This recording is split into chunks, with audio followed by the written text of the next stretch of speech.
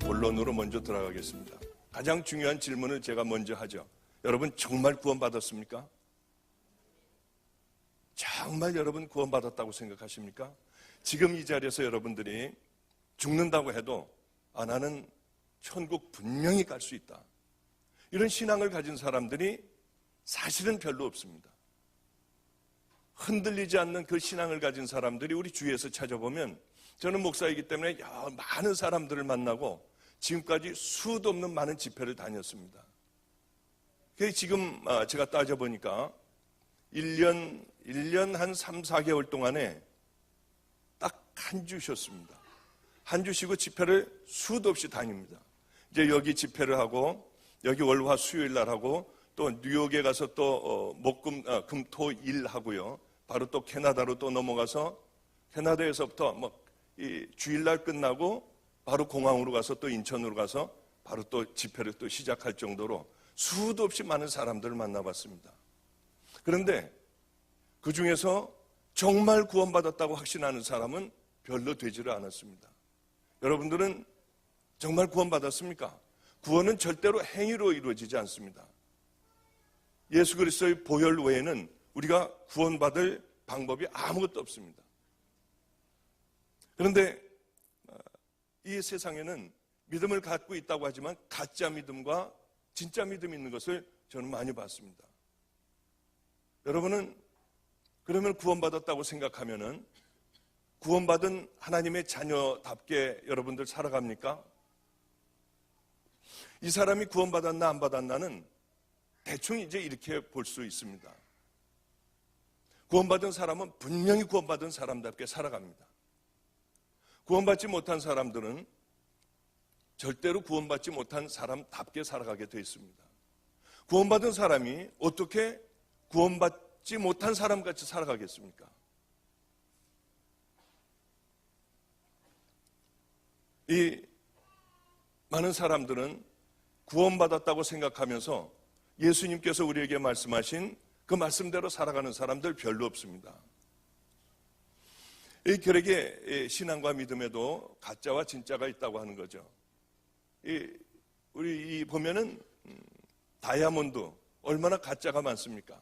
시장에 가보면 다이아몬드도 가짜 투성입니다. 왜 그러냐 하면은 그것은 굉장히 귀하기 때문이죠. 그런데 이 신앙과 믿음, 저 천국이라고 하는 것은 이런 것과는 비교할 수 없을 정도로 엄청나게 귀한 겁니다. 그러니 이것이 이 신앙과 믿음에도 가짜가 없겠냐는 거예요. 가끔 우리 아이들 얘기, 재밌는 얘기를 가끔 예화로 듭니다만은, 우리 아이들이, 저는 아파트에서 23명이 함께 살아갑니다. 그냥 버려진 아이들하고 함께 살았고요. 길거리에서 이렇게 한 푼 달라고 쫓아다니는 아이들, 도둑질하고 있는 아이들, 다 그 초등학교 어릴 때 만났던 아이들이 이제는 전부 이제 대학생들이 다 됐습니다. 이 아이들이 다 우리 집에만 신학대학생들이 지금 10명입니다. 다들 어렵고 어렸을 때 만난 아이들도 있고, 또 이제 좀 중간에 만난 아이들도 있고 한데, 초등학교, 중학교, 고등학교 대학생들이 다 있는데, 지금은 23명이 함께 그냥 아파트에서 살면서요, 대부분 이렇게 거의 다가 어려운 아이들입니다. 그렇지는 않은 아이들이 한두 명 정도 있고, 나머지는 깊은 사연들을 다 가지고 있고, 약물 중독에 된 아이들도, 또 거지였던 아이들도, 도둑질하고 살던 아이들도 다 지금은 그때 당시에 만났던 아이들은 다 대학생들이 됐습니다. 얼마나 많은 어려움들이 있었는지요. 우리 집에는 유치원 아이가 이제 올해 이 초등학교를 들어가면서 초등학교, 중학교, 고등학교 대학생들이 다 있죠. 대학원생 아이들도, 대학원까지 간 아이들도 있습니다.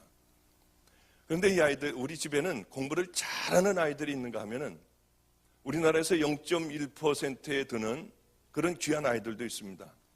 그러니까 서울대, 연대, 고대를 다 들어갈 수, 아무데나 다 들어갈 수 있지만은 이 아이는 전부 포기하고 감리교 신학대학 전체 톱으로 수석으로 들어간 그런 아이도 있습니다.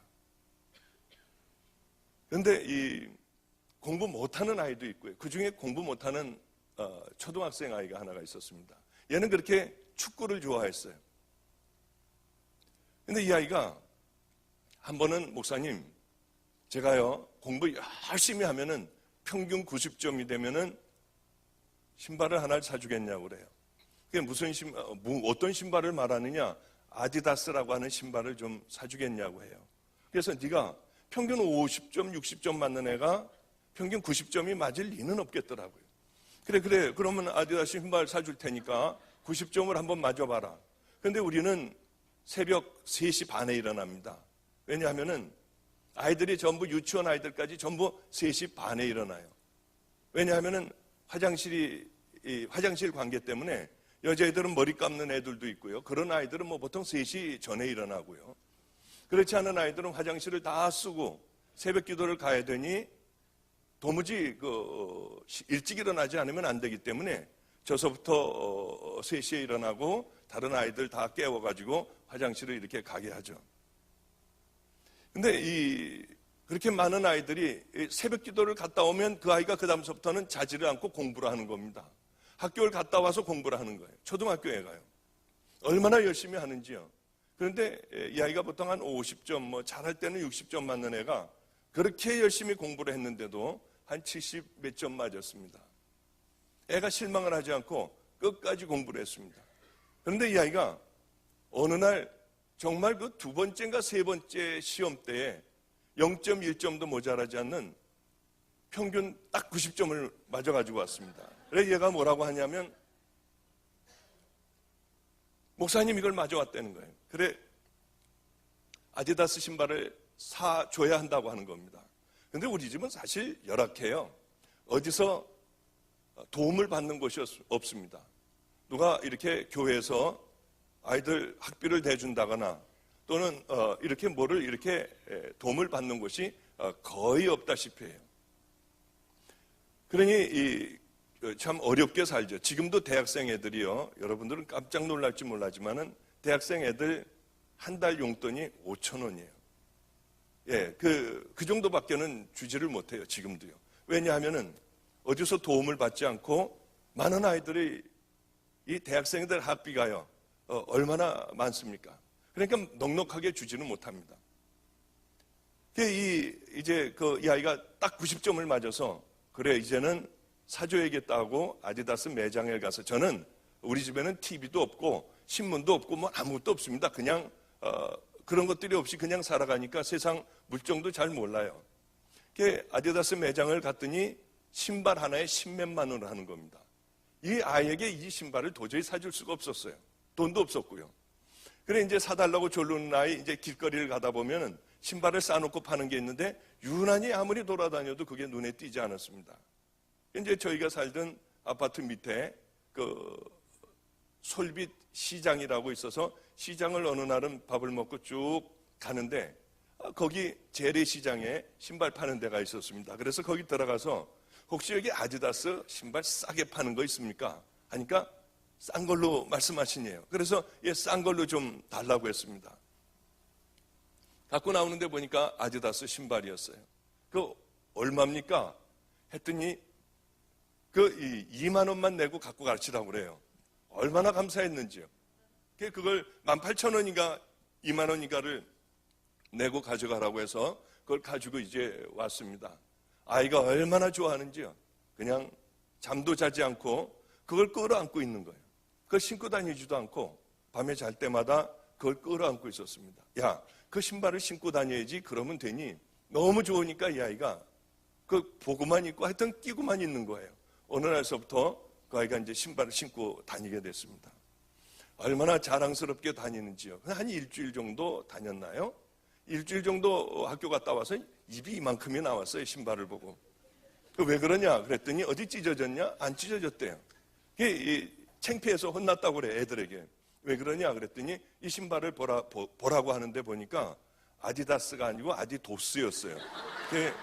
얼마나 야 이거 여러 개를 아디다스를 찍다가 보면은 잘못 찍혀가지고 A자가 이게 잉크가 없어가지고 이렇게 나오는 경우도 있지.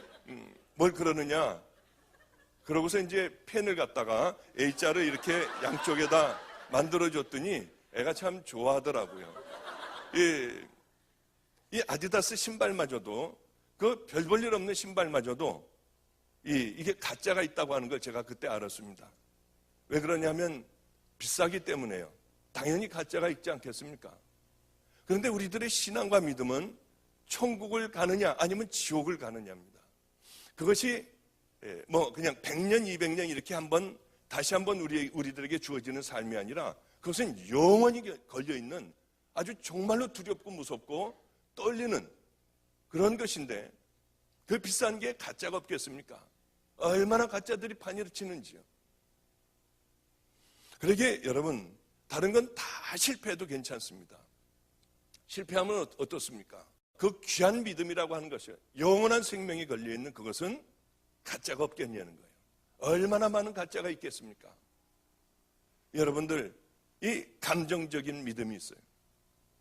그냥 감정에 겨워서 찬양을 하다 보면 일어나서 눈물도 흘릴 수 있습니다. 그 결단하는 그런 기도도 할 수 있고요. 또 자기가 만들어 놓은 그런 하나님들도 있습니다. 그저 하나님은 열심히 새벽기도 나오고 여러분들이 열심히 뭐 이렇게 헌금도 좀 하고요. 하면은 축복을 주는 줄 압니다. 그러나 예수님은 절대로 그런 말씀 안 하셨어요. 그것이 믿음이 아니라고 하는 거죠. 이 성경에 보면은요. 우리들은 하나님을 복 받으려고 믿습니까, 여러분? 그러면 철저하게 잘못된 믿음입니다. 성경에 어디요? 신약에 어디가 성경에 그렇게 예수를 믿으면 돈도 많이 벌고요. 자녀들도 다 잘되고 하는 법은 없습니다. 예수님을 따랐던 무리들은 다 십자가에 거꾸로 매달려 죽기도 하고요. 창에 찔려 죽기도 하고요. 예수를 믿음으로 말미암아 가정이 파탄돼서 뿔뿔이 다 흩어져 도망다니기도 하고요. 짐승의 밥이 되기도 하고 하여튼 톱으로 켜 죽이기도 하고요. 돌에 맞아 죽기도 하고 짐승의 털옷을 입고 유리 걸식하며 돌아다니기도 하고요. 이것이 예수님을 따르던 수많은 사람들의 운명들이었습니다. 그러나 이들은 절대로 세상과 타협하지 않고 그대로 죽어가면서도 우리 주님을 붙든 그런 사람들의 이야기가 예수님 살아계시던 예수님 그때 당시에 예수님을 따르던 무리들의 삶이었습니다. 이게 바로 주님이 우리에게 원하시는 그런 믿음이라고 하는 것이죠. 여러분 정말 십자가를 만났습니까? 정말 십자가를 만났습니까? 십자가를 만난다고 하는 것은 예수 그리스도를 통해서 내 죄가 속죄가 되는 겁니다. 그리고 우리는 천국 자녀가 되는 거예요. 그런데 그러면은 우리들의 가치관이라고 하는 것은 다 변화되는 겁니다. 내 삶이 다 변화되고요. 가치관이 변화될 수밖에 없습니다. 그런데 요즘에 교회를 보면은 기적 같은 일들이 얼마나 많이 일어나는지 몰라요. 복음 없이도 십자가 없이도 얼마든지 교회는 잘 커가더라고요. 그게 참 놀라웠어요. 여러분들이 십자가를 만났다고 하면은 분명히 여러분들은 거듭나야 합니다. 가치관들이 변화될 수밖에 없습니다. 아니 만약에 십자가가 내 죄도 못 사해주고 우리들의 가치관도 변화시키지 못하고 죄와 싸워 날마다 지고 죄에 빠져 있고요. 음란과 더러움에 빠져 있으며 또 나를 견인해주는 나를 끌어주는 그런 힘도 없다고 하면은 저 십자가는 우리가 믿을 필요가 없습니다. 십자가를 만나면 복음이 무엇인가를 알면 우리는 거듭날 수밖에 없고 모든 가치관이 달라질 수밖에 없습니다. 만났음에도 불구하고 더러운 음란 가운데 빠져 있고요. 내가 십자가를 만났으면서도 불구하고 세상의 가치관을 따라 살아가고 이 세상에 있는 가치관이 교회로 몰려들고요. 교회가 온갖 타락에 세상 사람들의 지탄이 되고 손가락질을 받게 된다면 그게 무슨 주님을 만난 자들의 모습입니까? 주님을 만났으면 버리고 낮아지고 내가 죽어야 되는 거 아닙니까? 저는 목사의 가정에서 태어났습니다. 우리 집안은 다 목사님이에요. 남자란 남자들은 태어나면 다 목사가 되는 그런 황당한 집안입니다.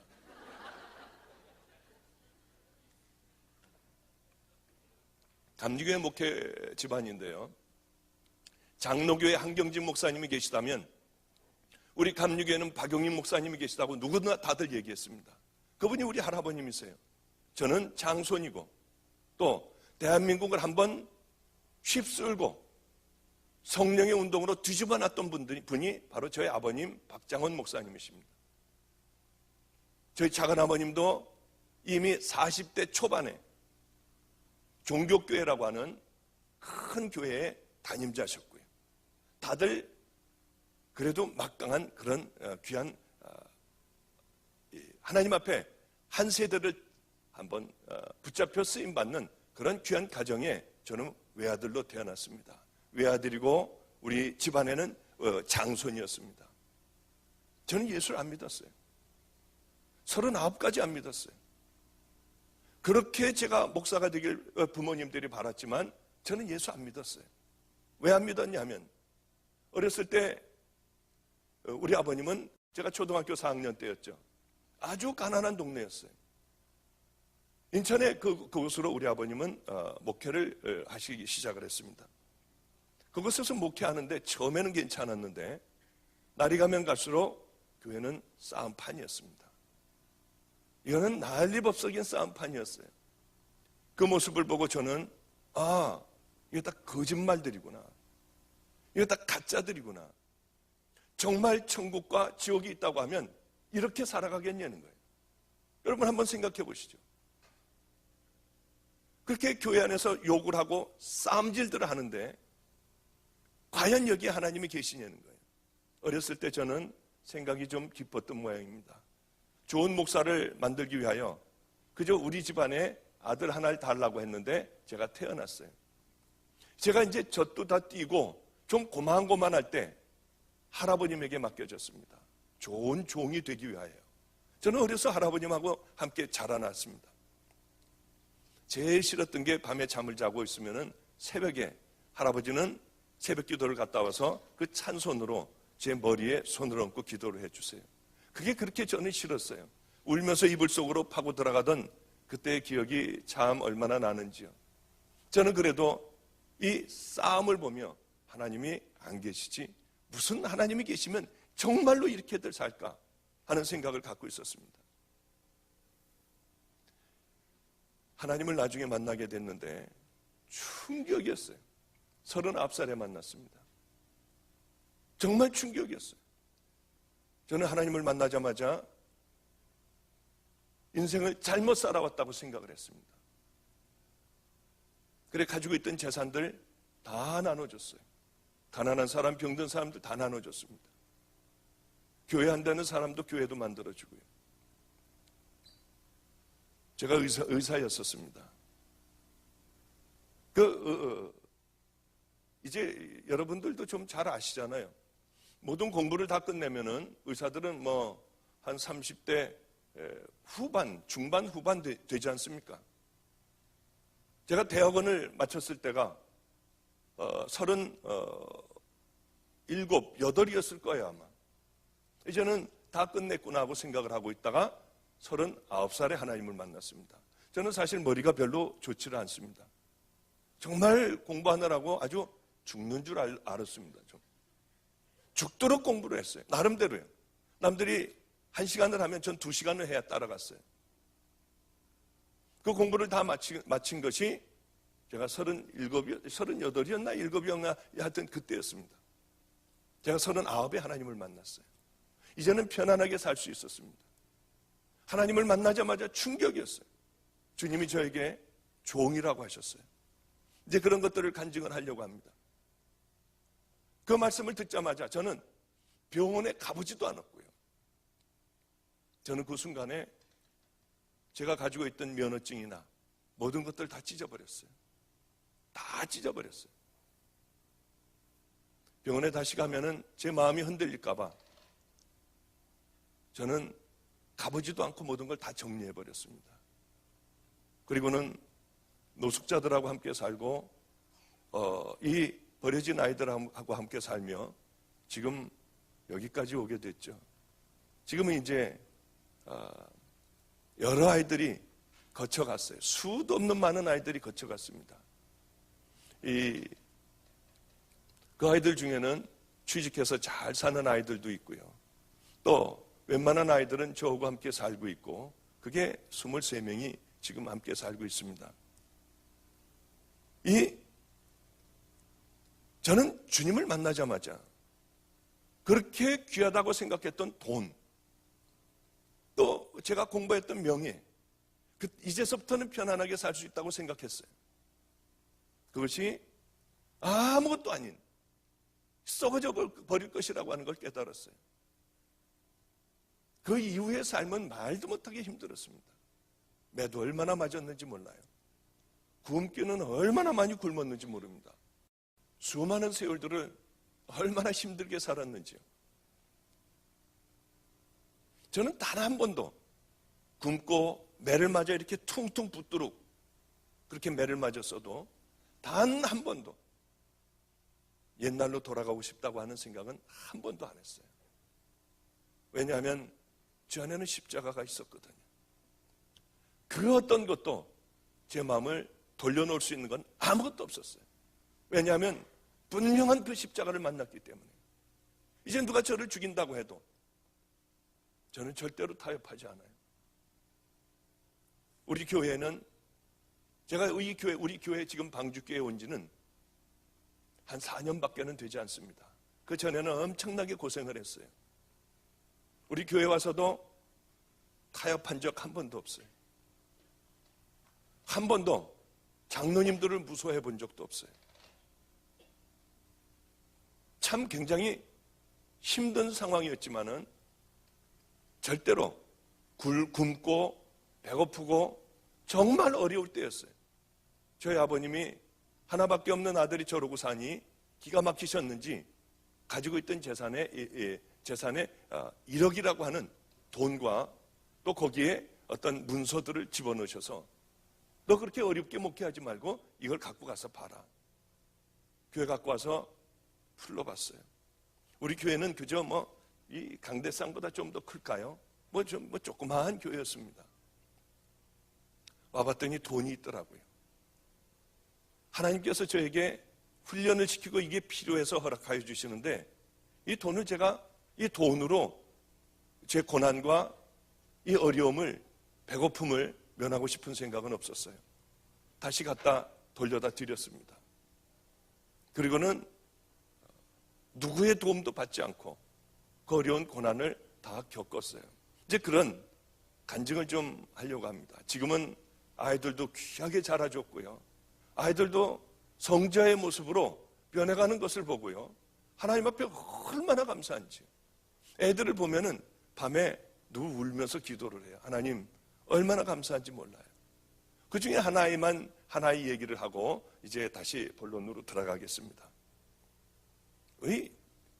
제가 목회를 하며 굶고 있을 그때였습니다. 그런데 이 안성천 있는 쪽으로 전도를 하다가 보니까 어떤 아이 하나가 이렇게 본드를 하고 쓰러져 있었습니다. 또 그 아이를 집으로 데려왔어요. 그때 나가가지고 또 이 앵벌이라고 하죠. 지나가는 사람 끝까지 붙들고 한 푼 달라고 하는 아이예요. 나가서 또 그 일을 하고 있는 거예요. 그 애를 데리고 와가지고 이제 같이 살게 됐는데 두 형제였습니다. 네, 이 아이들은 아주 부모에 대한 증오심이 가득해요. 엄마를 만나면 죽여버리겠다고 했어요. 왜냐하면 이 아버지, 어머니, 또 두 형제 이렇게 참 행복하게 살았습니다. 그런데 장날 물건을 팔러 온 어떤 남자와 눈이 맞아서 엄마가 그만 집을 나가버렸어요. 이 아이들이 그저 4살, 5살 때 이걸 놔두고서 도망을 가버린 겁니다. 그래서 아버지는 술만 계속 매일 먹게 되고 어느 날은 노숙자가 다 집안 전체가 홈레스가 돼버렸습니다. 그래 길거리를 떠돌고 다닐 때 이 아이들을 만나게 됐고요. 그 아이들을 데리고 와서 저는 집도 없으니까 이 강대상이 제 집이고 의자 몇 개만 놓고서 이렇게 저는 개척을 했어요. 그 의자 하나에 그 아이들 집이에요, 이제. 이제 거기서 그 아이들이 자기 집인 거예요, 의자가요. 그래, 거기서 이제 함께 살게 되었죠. 지금은 다들 대학생들 됐습니다. 다들 감리교 신학 대학생들 되고 그렇게 잘들 크고 있죠. 이 아버지는 지금도 노숙자고 지금도 이제 안성에서 그 길거리에서 지내십니다. 그런데 수도 없는 많은 세월이 지나며 하나님을 만났음에도 불구하고 이 아이들은 엄마를 용서를 못해요. 보면은 죽여버리겠대요. 그렇게 세월이 흐르고 바로 아마 그렇게 오래전이 아니라 아마 1년 됐나요? 안 됐나요? 이제 편지가 한 통이 그동안 그 아이들은 엄마를 본 적도 없고 생각하지도 않았고요. 대학생들이 다 됐습니다. 하나이는 군대를 갔고 하나이는 대학생이 돼서 우리 집에서 이제 학교를 다니고 있었어요. 근데 이 편지 한 통이 날라왔는데 그 편지를 뜯어보니까 참 충격적인 편지가 와 있었습니다.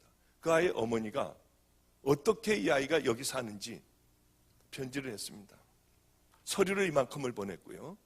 편지를 했는데 다른 게 아니라 미안하다는 말도 한마디도 없이 어떤 편지였냐면 서류에 도장을 찍어주고 너희들 학교 다닌다고 하는 그 재학증명서를 첨부해서 주고 또 너희들 지금 기거하고 있는 그곳에 주민등록 등본을 띄워서 보내고 이런 서류를 띄워 보내라는 거였어요.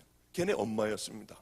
왜 그러냐 하면은 나라에서 영세민에게 주는 돈을 타기 위하여 이것이 필요하니 이걸 띄워 보내라고 하는 그 아주 딱딱한 서류와 그것만 보냈어요. 제가 그걸 보고 이거를 얘에게 줘야 되나 말아야 되나 하고 그걸 붙들고 기도를 했어요. 주님, 이걸 어떻게 해야 됩니까? 아무래도 아이들에게 맡겨야겠다 하고 애들에게 그걸 줬습니다. 보더니 가만히 그것만 보고 있는 거예요. 어떻게 하겠니? 놀랍게도 얘네들은 가서 해드려야죠. 어떻게 너 해줄 생각을 했냐? 저 십자가 만났잖아요. 저 이제 하나님의 사람 됐잖아요. 그런 얘기를 그 아이가 했습니다. 그래, 그 다음날 만나러 가는데 잠을 못 자는 거예요, 애가요. 제가 들어가서 물어봤습니다. 야, 왜 너 잠 못 자니? 잠깐 얘기를 하는데 어려서 엄마하고 떠났지만 희미한 기억에는 엄마는 스카트를 입고 나올 것 같대요. 그리고 머리는 이렇게 파마해서 이렇게 단발 정도 쭉 내려온 것 같고요. 그리고 날씬한 엄마가 생각이 난대요. 이 아이는 엄마와의 만나는 약속의 장소로 가게 됐습니다. 갔더니 혹이 많은 게 여기 하나가 붙어 있고요. 중풍이 걸려서 다리를 이렇게 끌고 말을 잘 못하고 이렇게 그런 분이 어떤 할아버지 한 분하고 나왔더랍니다. 얘가 얼마나 놀랐는지 몰랐대요. 아름다운 엄마를 늘 꿈에 그리고 죽여버리고 싶어도 아름다운 엄마를 늘 마음의 꿈에 그리고 있었는데 이 정말 보기에도 흉한 그런 여자가 앞에 나타나서 내가 네 애미라고 하는 겁니다. 그래서 얘가 이 할아버지는 자기가 길바닥에 쓰러져 있을 때 자기를 데리고 지금까지 산 그런 할아버지래요. 그 여자라고 또 그 엄마를 데리고 또 살았던 모양이에요. 참 기가 막히더래요. 그러더니 미안하다. 용서해달라. 내가 이렇게 살기가 어려워서 연락을 안 하려고 했다가 내게 연락을 했다. 그래서 이런 얘기를 했답니다. 어머니 다 용서해요. 나 이제 대학생이 됐고 다 용서할 수 있어요. 한 가지 소원만 들어주세요. 소원이 뭐냐? 예수를 믿으셔야 돼요. 이대로 돌아가서는 안 돼요. 반드시 예수를 믿으세요. 그리고 자기 엄마를 끌어안고 울면서 기도를 해주고 돌아왔다고 하더라고요. 얼마나 감사했는지요. 이 녀석도 정말 예수를 만났구나. 얘도 정말 이제 하나님의 종의 길을 제대로 가고 있구나. 얼마나 감사했는지요. 제게 그런데 목사님, 이제 열흘에 한 번은 어머니를 만나러 가야겠어요. 그리고 제가 그러면은 차비를 주면은 얘는 어머니가 좋아하는 그런 이 배지밀인가요? 뭔가 밖에는 못 잡수신대요. 그런데 어머니는 다리가 썩어가고 있었어요. 당뇨병이어서 다리가 썩어가고 눈이 안 보이기 시작을 했어요. 바로 며칠 전에 갔다 왔습니다. 갔다 와서는 이런 얘기를 하더라고요. 완전히 실명이 됐대요. 너무나 비참하대요. 들어가 보면은 방에서 썩은 내가 나는데 다리에서 고름이 그렇게 나온대요. 보면은 무서울 정도로 다리가 썩었대요. 목사님 어떻게 해야 돼요? 이 병원에서는 수술을 해도 얼마 살지 못한다고 하니 목사님 어떻게 해야 돼요? 네가 어떻게 하면 좋겠냐? 네 소원을 한번 얘기해봐라. 엄마하고 여행을 가고 싶어요. 가서 엄마에게 복음을 전하고 싶어요. 예수님을 만나게 하고 싶어요. 이제는 눈도 멀고 다리도 썩어가서 교회도 가지를 못해요. 그래, 가서 어머니하고 다들 얘기하며 이런 결론을 내렸어요. 목사님, 어려우시지만 제 소원 하나만 들어주세요. 그래. 할아버지가 종이를 박스를 주셔서 어머니의 그 병원비를 대는데 목사님, 약값은 제가 좀 어머니가 이제 병원에서도 몇 개월 안 있으면 돌아가신다고 하는데 약값은 제가 좀 대게 해주세요. 그래, 제가 여기 오면서도, 미국에 여기 오면서도 그 아이 약값은 다 챙겨주고, 아버지 또 찾아가서, 노숙자인 아버지 찾아가서 같이 목욕도 하고, 옷도 좀 갈아입혀드리고, 같이 맛있는 걸 좀 사드리라고 하고, 그렇게 하고, 제가 여기를 왔습니다. 예수를 만난다고 하는 것은 우리들의 가치관이 변화되는 겁니다. 내가 전혀 변화되지 않으며 하나님을 만났고 하나님의 자녀이고 나는 천국의 백성이라고 한다면 여러분, 그것은 참 우스운 일 아니겠습니까? 제가 예수를 안 믿게 된 결정적인 동기가 바로 그거예요. 교회에서 싸움하는 그것을 보고 저는 39살까지 이것은 틀림없이 하나님이 있을 리 없다고 생각을 했어요. 조금도 의심하지 않았어요. 이제 그 하나님 만난 얘기를 제가 좀 잠깐 해드릴게요. 저는 교회에서 싸움판 나는 걸 보고 우리 집에서는 그렇게 할아버지서부터 목사가 되길 원하셨습니다. 그렇게 수도 없는 많은 날을 할아버지가 기도하셨지만은 저는 제일 싫은 게 목사 되라고 하는 그런 얘기였어요. 교회 다니라고 하는 얘기였습니다. 이제 고등학교를 서울에서 다니게 됐습니다. 인천에서 있다가요. 그때서부터 저는 편안하게 살기 시작을 했어요. 과외 선생이 서울대학 공대에 다니는 과외 선생을 하나 붙여줘서 그 과외 선생하고 이제 아버지의 무서움, 두려움에서 떠나버린 겁니다. 그 이제 매일 맥주를 마셨어요. 그 과외 선생하고 공부는 안 하고 매일 맥주를 마시고 담배를 피는 거예요, 매일. 고등학교 1학년 때서부터요. 나중에는 이 술을 안 먹고요. 그냥 공부를 하려고 하면요. 이게 손이 바들바들 떨리는 거예요. 얼마나 깜짝 놀랐는지. 전 술도 잘 못 먹어요. 그래서 그때서부터 정말 그때서부터 술을 끊고요. 그리고 서울대학교를 제 과외 선생이 다녀서 서울대학교를 다녀서 또 그 서울대학생이 뭐라고 하느냐면 우리는 배제고등학교를 다녀서 머리를 좀 기르고 다녔습니다. 그때 당시엔 다 빡빡 깎았는데요. 자기 교복을 입히고 그 머리 전 이렇게 구두도 신고 다녔으니까요. 머리도 기르고 하면은 자기 대신에 나가가지고 미팅을 나가라고 하는 거예요. 그러면 이제 거기 이제 뭔가 궁금해가지고 가가지고 있으면은 누나들이요. 미팅 제 파트너 된 누나가 그렇게 저를 좋아하는 거예요. 막 따라다니는 거예요. 그 누나가 이 영화 구경도 학생 입장 관람 불가 가는 것도 누나하고 같이 가고요. 꼭 저를 서울 대학생인 줄 알았어요. 서울대 공대 다니는 줄 알았어요. 그리고 그 누나가 그렇게 이렇게 팔짱을 끼면은요, 가슴이 터질 것 같고요. 그런 삶을 이렇게 살았죠. 하여튼, 하나님하고는 전혀 관계없는 그런 삶을 살았습니다. 그러다가 저는 의사가 됐고요. 결혼도 돈이 많다고 하는 그런 집하고 결혼을 했어요. 왜냐하면은 제 가치관은 완전히 세상적인 가치관이었기 때문에요. 그래서 그렇게 편안하게 잘 살았습니다. 그러던 어느 날 이제 아들도 하나 낳았고요. 그러던 어느 날 TV에서나 보는 연속극 같은 일이 제게 생겼습니다. 가정이 그만 깨져버리고 말았어요. 얼마나 충격이든지요. 정말 황당했어요. 저는 한번 고민이 있으면 좀 고민 좀 한번 해봤으면 좋겠다고 생각하고 살아왔는데 이런 충격이 없었습니다. 그래 집에서 우리 아들과 저와 둘이만 살게 됐죠. 아들은 그렇게 말이 없어지고 애가 그늘이졌습니다. 자기 방에 들어가서 나오질 않고요. 이제 껌껌해졌는데도 불도 안 켜고 혼자 가만히 앉아있고 그래요. 얼마나 마음이 안 됐는지요. 어느 날은 그 아이하고 같이 쇼핑을 데리고 나가서 쇼핑을 하면서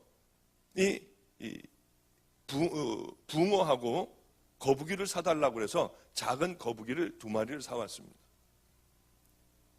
그런데 어느 날 보니까 이 아이가 일기를 썼어요. 초등학교 3학년 때였습니다. 일기를 썼는데 뭐라고 썼느냐 하면은 거북이가 이렇게 이제 돌을 가운데다가 올려놨는데 이렇게 그 어항에다가요. 올라와가지고 목을 길게 뽑았던 모양이에요. 거북이가 목을 길게 뽑고 하늘을 바라본다. 아마 아빠는 옆에 있는데 엄마가 보고 싶어서 목을 빼고 하늘을 바라보는 모양이다. 이거를 보는데 제가 얼마나 눈물이 났는지 몰라요. 그러던 어느 날이었습니다. 80년대 후반 말이었을 거예요. 거기를 어느 날 밖에 이제 나가서 괴로워서 그날도 제가 술을 좀 이렇게 많이 먹고 돌았습니다. 이 담배를 물고 이렇게 이렇게 있는데 잔뜩 술을 먹고 그러고 돌아가지고 이 아이가 있는 것을 이렇게 뒷모습을 보고 있는데 갑자기 엄청난 심장에 통증이 왔어요. 얼마나 아픈지요. 그런데 이게 매 초마다 금방 제가 막 죽어가는 거예요. 근데 그게 얼른 생각에 심장마비가 왔구나 하는 생각이 들었어요. 그 통증은 뭐 말도 할 수 없고 무력감이 밀려오는데 아무것도 할 수 없더라고요. 그래서 저는 119 구급차를 타고 강남 성모병원이라고 서울 강남 버스터미널 그 뒤에 있는 캐톨릭 의과대학 병원 그곳으로 저는 실려가게 됐습니다. 하여튼 온갖 처치를 다 받고 꽤 오랫동안 입원을 해 있다가 퇴원을 하는데 퇴원할 때 의사가 참 충격적인 얘기를 했어요. 당신이 다시 한번 이런 심장마비가 오면 내일 올 수도 있고 1년 후에까지도 올 수 있다는 거예요. 제가 그 소리를 듣고 얼마나 깜짝 놀랐는지. 당신 잘해봐야 1년밖에 못 살아 하는 의미로 저는 그냥 받아들였어요. 그런데 그때서부터 문제가 생기기 시작을 하는데 수술도 할 수 없답니다. 심장이 빨리 뛸 때는 300번 이상이 돼. 안 뛸 때는 40번, 30번 미만으로 뛰는 거예요. 이게 심장이 천천히 도니까 아무도 몰랐어요. 저 혼자만 알고 있었죠. 자살 충동이 확 일어나는 거예요. 천천히 돌면은요, 나중에 알게 된 사실입니다. 그러면 우울증에 걸리고 자살을 하려고 한대요. 그리고 막 이게 반복이 되는 거예요, 늘이요. 빨리 뛰었다가 천천히 뛰었다. 천천히 뛸 때는 이제 끝났나 보다 하면은 다시 또 툭 하고 한번 뛰고요. 얼마나 두렵고 무서웠는지요. 하나님 없는 그냥 세상을 살아가는 타락했던 그때예요. 얼마나 충격이었는지. 이게 계속되는 거예요. 어느 날은 자다가 보면은 제가 죽었더라고요. 저를 관에다 집어넣고 땅속에다 묻기 시작을 해요. 쫘르륵. 나는 아직 살아있는데요. 난 살았다고 소리를 질러도 사람들이 흙을 다 덮어요. 산소가 없어서 숨을 못 쉬고 헐떡거리고 숨을 못 쉬고 있다가 깨어나면 제가 정말 숨을 못 쉬고 있고요. 심장은 뛰지를 않고 있었어요. 지금이 죽는 모양이다. 처음에는 얼마나 화가 나는지, 왜 내가 이 병이 걸려야 되는지, 수많은 사람들 가운데 내가 도대체 뭘 잘못했다고 이 병이 걸려야 되는지 화가 나고요. 얼마나 분노가 일어나는지. 나중에는 다 받아들이게 됐어요. 그냥 혼자, 우리 부모님도 모르고요. 누구 형제들도 모르고 아무도 몰랐어요, 그 사실을. 죽어가고 있다가 보면은 우리 집에서 나오다 보면 벽돌로 된 베델교회가 있습니다. 또 개척교회가 있어요. 그렇게 이제는 죽었구나 하고 생각하다 보면은 저는 개척교회 가서 앉아있는 거예요. 왜 그런지 모르게 앉아있는 거예요. 그 베델교회 가서 앉아있는 거예요. 내 정신이 들면은 참 하나님도 없는데 도대체 내가 여기 왜 와 있지?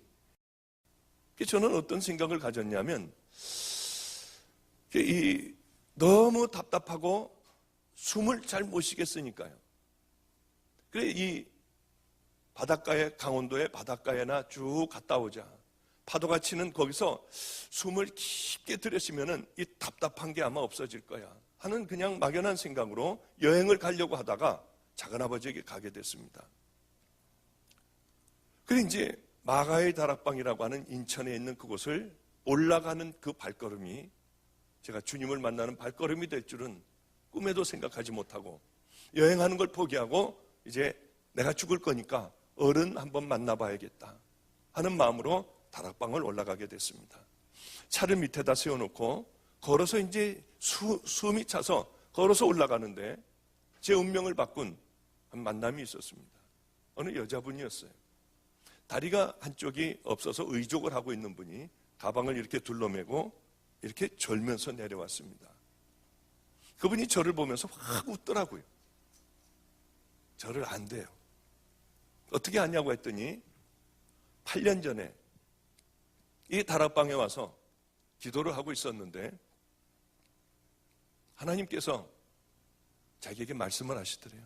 이 다락방의 원장의 아들이 내가 구별해 놓은 종이니 너는 그를 만날 때까지 기도를 해라. 그러셔서 8년 동안을 기도를 했대요. 남편에게 시댁을 가지도 않고 남편에게 얼마나 두들겨 맞았는지도 몰랐대요. 왜냐하면 시댁에 추석이라든가 명절 때 가야 되는데 하나님께서 기도를 하라고 하셔서 그 전라도인 그 시댁에 한 번도 가지 않고 매맞아 가며 올라왔다는 거예요. 남편이 어느 경우는 묶어놨대요, 자기를. 방문을 잠궈버렸대요. 그러면은 창문을 뛰어내려 이걸 클르고 창문을 뛰어내려 8년간을 자긴 생명을 다해 기도했다는 거예요. 기도하는데 하나님께서 그러시더래요. 오늘 그 종을 만날 것이다. 그래서 아무리 기다려도 제가 오지 않더라는 거예요. 그래, 내가 잘못 들은 모양이다 하고 가방을 들고 내려오는데 주님께서 그러시더랍니다. 바로 저 종이다. 그래서 너무 반가워서 저에게 얘기를 하는데 제가 보기에는 미친 여자더라고요. 뭐 성한 여자입니까? 저는 그런 여자를 세상에서 제일 경멸하고 싫어했어요. 왜냐하면 우리 아버님이 이제 그 쌈판인 인천의 그 교회에서 우리 아버님이 이제 하나님을 만나서 부흥 강사가 돼서 돌아다니셨어요. 그럼 우리 어머님하고 우리 어머님이 제 귀를 이렇게 후벼주면서 제 초등학교 때니까요. 이렇게 귀를 후벼주든지 그러면서 그렇게 따뜻하게 해주실 때가 있었습니다. 그럴 때면은 그 교회도 이제 막 은혜가 막 시작이 된 교회예요. 막 방언하는 사람도 있고 막 난리가 난 교회가 된 거예요. 그럼 그러고 있을 때 문을 쾅쾅쾅쾅 우리 아버님은 이제 집회를 나가시고 쾅쾅쾅쾅 두들기고 어떤 여자들이 들어와요.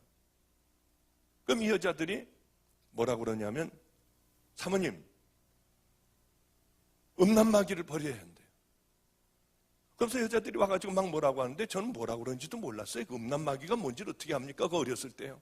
그럼 우리 어머님은 나 그런 사람 아니라고 그러고 자꾸 내 얼굴을 보면서 아니라고 그러는 거예요. 그게 이제 우리 아버지를 향하여 음란한 마음을 품었다는 것이겠죠. 나중에 그것이 무엇인지 알고 난 다음에는 그런 사람들을 경멸을 했어요. 어떻게 저런 인간들이 있을까? 예수를 믿는다고 하며. 그래서 그런 종류의 여자들은 제가 굉장히 싫어했어요. 그런데 이 여자가 그 종류더라고요. 그래 얼마나 기가 막혔는지. 그게 미친 사람 취급을 하고 예 알았다고 하고 가는데 화가 났던 모양이야. 아마 8년 동안을 죽도록 위하여 기도했는데 미친 여자 취급하고 그냥 올라가니까 아마 화가 났던 모양입니다. 그냥 올라가는 저에게 뒤에다 소리를 질렀어요. 오늘 밤 12시에 성전에 가서 기도하면 하나님 만날 거래요. 아니 이런 말도 안 되는 소리가 어디가 있어요. 근데 이제 그 작은 아버지를 이제 원장실에서 만났는데 제가 밤에 잠을 못 잤거든요. 왜냐하면 늘 그런 꿈과 심장이 아프니 자다 깨고 해서 거의 잠을 못 잤습니다. 그 잠을 못 자고 있는데 작은 아버지하고 얘기하다가 제가 잠깐 거기서 의자에서 졸았어요. 이 담요를 갖다가 살짝 덮어주는 거예요.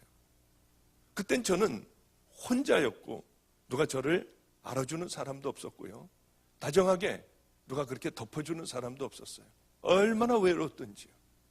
아무도 모르니까요. 저는 죽어야 한다는 것. 이걸 누구하고 의논할 수도 없고요.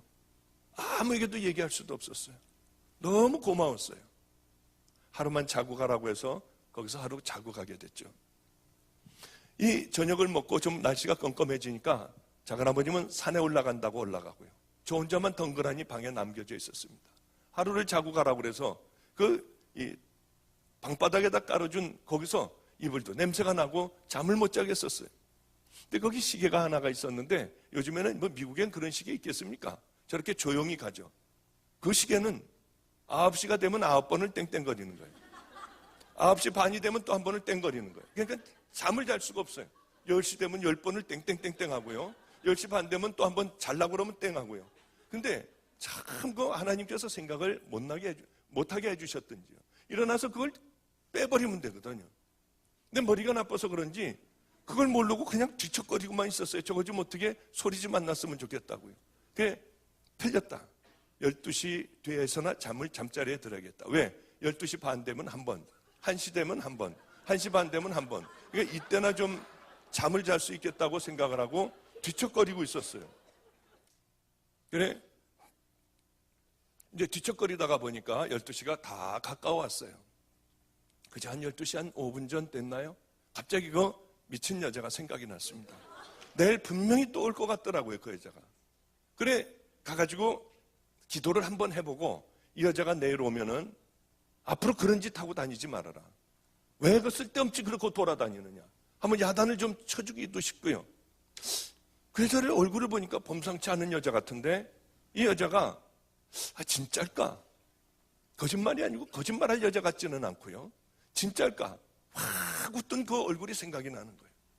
그러다가 교회 장로님들을 생각하면 모든 꿈이 다 깨져버려요. 모든 꿈이. 그럴 리가 없지. 그 사람들 싸움판에서 정말 하나님이 계시다고 하면은 그렇게 교회 오래 다닌 그 사람들이 그럴 리가 있겠나? 저는 믿지를 않았어요. 싹 식어졌다가 글쎄 만에 하나 있으면 어떻게 되지? 뭐 이런 생각 왔다 갔다 하다가 저도 모르게 옷을 입고 내려가고 있었어요. 이 문을 이제 내려오면은 강대상 문이 됩니다. 그 문을 조금 열어봤더니 무서워요. 아무도 없어요. 그때가 12월 25일과 1월 1일 그 사이였던 것 같아요. 보니까 조그만 요만한 아주 초라한 크리스마스 추리 하나를 거기다 놔뒀습니다. 저기 가서 기도해볼까? 나는 기도라고는 해본 적이 없는데 뭐라고 하지? 하나님 이거 좀 정말 살아계시면 한번 고쳐주세요. 그럼 내가 믿을게요. 아멘. 그러고 와야겠다 하고 정말 크리스마스 추리 앞에서 그렇게 그냥 기도를 했어요. 하나님 정말 살아계시다고 하면 나 이거 좀 고쳐주세요. 그럼 내가 열심히 예수 믿을게요. 그리고 아멘. 더 이상 뭐 기도할 게 없어서 일어났습니다. 일어나려고 하는데 이상하게 몸이 그렇게 떨리더라고요. 이상하게 떨리고 일어나지지가 않았어요. 그래, 아무리 일어나려고 발버둥을 쳐도 일어나지지가 않고 몸은 그냥 떨리고요. 입에서 뭐 튀튀튀튀 하는 뭐 이상한 소리가 나오고요. 그래, 이게 도대체 뭐 제가 마음대로 몸을 가눌 수가 없었어요. 귀에서 소리가 들렸습니다. 너는 내 종이라고 하고요. 그 외에 여러 가지 얘기가 들렸어요. 한 8가지 정도가 얘기가 들렸어요. 잘은 확실하게는 생각이 나지 않지만은 그렇게 소리가 들리고 그 다음에 눈에 뭐가 보였어요. 아, 내가 이제 죽음이 가까우니까 이런 것이 들리고 환청이 들리고 또 이게 환식이 이거 보이는구나. 내가 극심한 내 정신적인 이런 시달림이 있구나. 그런데 이 보통 들리고 보이고 하는 것은요, 마음이 불안해져요. 야, 뛰어내려, 뛰어내려, 뛰어내려 하는 소리가 들리면요, 불안하고 어쩔 줄 몰라 뛰어내리게 되는데, 그때는 이상하게 우리 어머님이 저 귀를 후벼주시던 그런 편안한 마음이요. 어머니하고 함께 있던 그런 편안한 마음이요. 꼭 그런 마음이었어요. 이상하게 나중에 생각을 했습니다. 심장이 제대로 뛰고 있었다는 거죠. 나중에 그것은 생각이 됐어요. 그리고 그것이 다 끝난 다음에 모든 것이 자유로워져서 얼른 뛰쳐나와서 집으로 돌아왔습니다. 이제 이런 데는 다시는 내가 안 오겠다고 하고요. 그리고 지내다가 보는데 또 죽어가기 시작을 했어요. 너무 힘들었어요. 아니야, 그래 마가이다라방 거기 크리스마스 추리 거기 갔을 때는 괜찮았잖아 하는 생각이 들었습니다. 그래서 차를 몰고 거기를 갔어요. 가서 앉아보니까 영락없이 괜찮은 거예요. 얼마나 깜짝 놀랐는지요. 늘 다니기 시작을 했어요. 집에 오면 또 그러고요.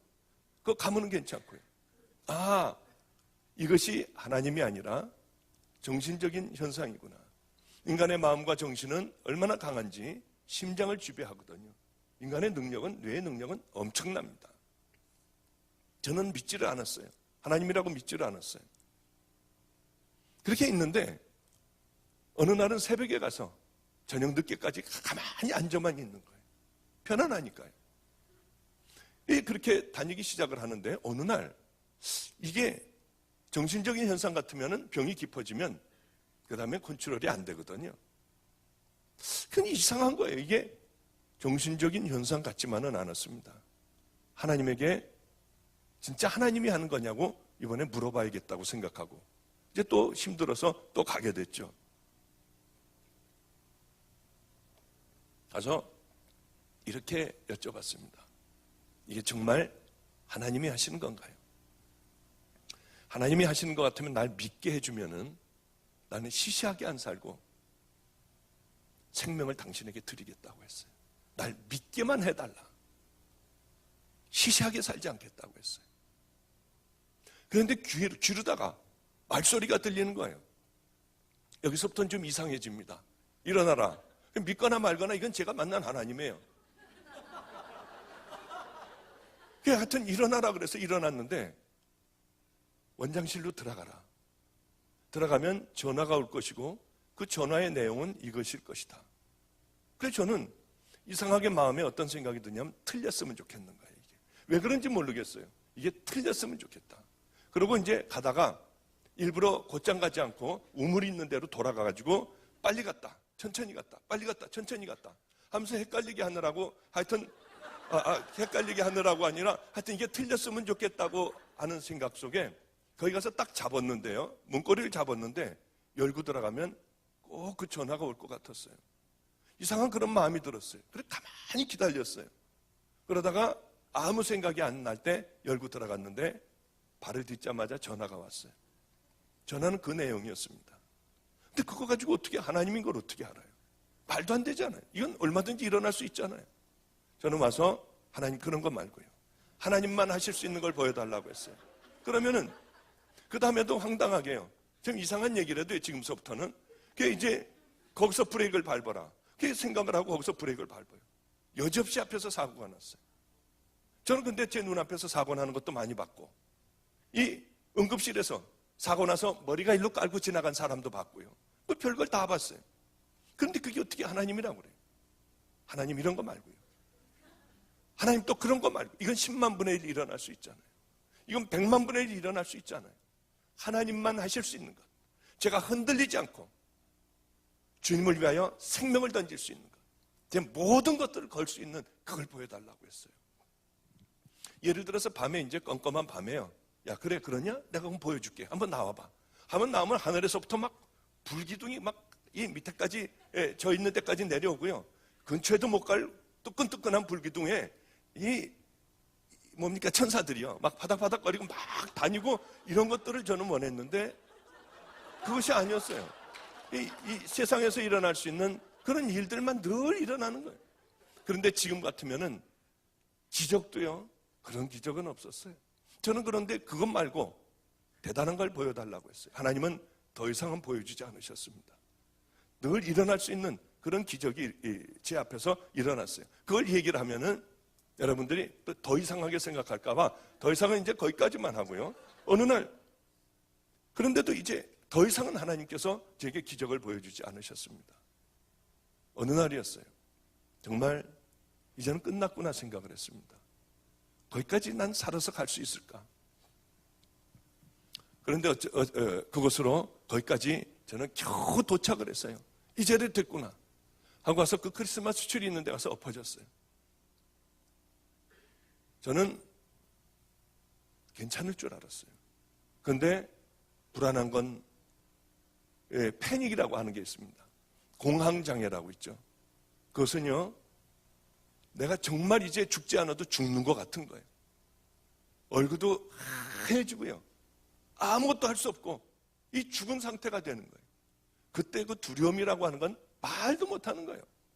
바로 그 공황장애가 오기 시작을 했어요. 심장은 뛰다 말다 하고요. 이제는 거기 엎어져서 크리스마스 추리 밑에서 기도를 하는데도 더 이상은 효력이 없었어요. 굉장히 분함이 올라왔습니다. 왜냐하면 저는 그래도 하나님이신 줄 알았어요. 그런데 인간의 능력이었어요. 더 이상 이제 병이 견디지 못하니 그것이 컨트롤이 안 되는 거예요. 분한데도 제가 할 수 있는 건 아무것도 없었습니다. 하나님 찾는 것밖에 없었어요. 그런 분한 마음이 있으면서도 하나님 나 좀 어떻게 해주세요. 어떻게 해주세요. 뭐 그것밖에는 더 하나요. 이제 막 죽어가는데요. 그런데 맞은편 짝에서 어떤 여자가 쟁반에다가 뭐를 들고 왔습니다. 그러니까 이렇게 엎드려서 이렇게 있는데 눈으로 보니까 보이는 게 아니라 이 엎드려서 있는데 그거 이제 환상으로 보이는 거예요. 그 여자가 그걸 갖고 와서 저를 가만히 이렇게 뉘었습니다. 뉘우고 이 가슴을 열었어요. 이렇게 한참을 뭘 하더니 이렇게 다 옷을 다 입히고 일어나서 가운을 이렇게 세웠어요. 거기에 준비한 가운을 까만 가운을 입히고 여기 십자가 목걸이를 걸어주고 이렇게 손을 하고 왔던 대로 다시 비스듬히 하고 가버렸어요. 그게 전부였습니다. 충격적인 일이 일어났어요.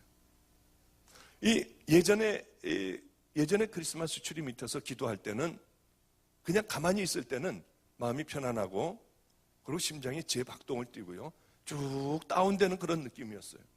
그런데 이제는 반대로 뭐가 이렇게 여기서부터 북받쳐 올라오더라고요. 누가 건드리면은 그냥 소리내서 막 울고 싶은, 뭐라고 표현은 못하지만은요, 목이 메이고 뭐가 꼭 폭발하고 울어버리고 싶은, 누가 한 번만 툭 치면은 막 소리내서 울 것 같은 그런 기분이고, 뭐가 이렇게 막 기쁨 같은 게 막 올라왔어요. 밖에 나가도 괜찮을 것 같았습니다. 그래서 하여튼 울면서 밖으로 나갔어요. 밖으로 나가서 지금도 이제 그 고압선이 흐르는 그 산꼭대기까지 올라가기 지금도 힘듭니다. 거기를 막 뛰어 올라갔어요. 올라가 보니 숨은 찼지만은 심장은 아주 심차게 재박동을 하고 있었습니다. 얼마나 충격이었는지 막 울었어요. 뛰어내려오는데 눈들이 이렇게 희끗희끗 있어서 발 잘못 디뎌서 거기서 막 굴렀어요. 굴르면서도 막 좋아서요. 감사합니다, 감사합니다 하고 내려오고, 넘어지면서도 막 감사합니다 하면서 내려왔어요. 저 밑에 동네까지 갔다 오려면 힘듭니다. 거기까지 뛰어갔다 왔어요. 그리고 이제 그 밑에 동네까지 갔다 오면 저 성전 저 뒤가 되는 거예요. 숨을 헐떡거리고 거기서 숨을 헐떡거리고 이제 숨을 진정하고 다시 크리스마스 추리로 들어가려고 하는데 이제는 귀로다가 들리는 게 아니라 제 마음으로 큰 소리가 들렸어요. 왜냐하면 이제는 아마 그때 제가 북받치는 막 그런 것이 있었을 때 성령님이 내게 오셨던 모양이에요. 저는 확실하게 모르지만 이제 성령님이 구태여 안에서 밖으로 나와서 귀에다 대고 얘기할 필요가 없잖아요. 그냥 안에서 말씀하시면 되잖아요. 그 말씀이 제 마음속에 들어오기 시작을 했어요. 분명한 음성이었어요. 내 종아, 내가 너를 다 보여줬다. 기적을 다 보여줬고 내가 너의 하나님임을 나타냈다. 너는 믿지를 않았다.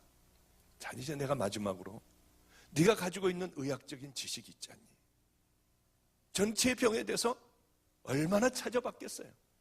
어디는 안 가봤겠어요? 네가 알고 있는 내 의학적인 지식, 네가 믿고 있고 네가 공부한 의학적인 지식으로 내가 이제 내게 들어갔다. 이제 믿느니? 이제 믿느냐? 얼마나 울었겠어요, 제가. 얼마나 울었겠어요. 여태까지 내게 오신 그 모든 게 다 하나님이셨더라고요. 왜 나 같은 걸 안 죽여버리셨는지요? 왜 나 같은 걸 그대로, 이 더러운 걸 그대로 보고 있었는지, 얼마나 충격이었는지. 저는 정말로 없는 줄 알았어요. 전 정말로 이 세상에 하나님이 없는 줄 알았어요. 그냥들 교회 다니고 무리져서 다니고 그냥 그렇게 하다가 성질 나면 싸우고요.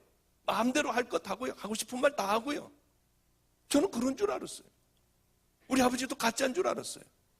우리 할아버지도 가짜인 줄 알고 왜 저런 인생을 살까? 저는 잘 살았습니다. 우리 아버지를 봐도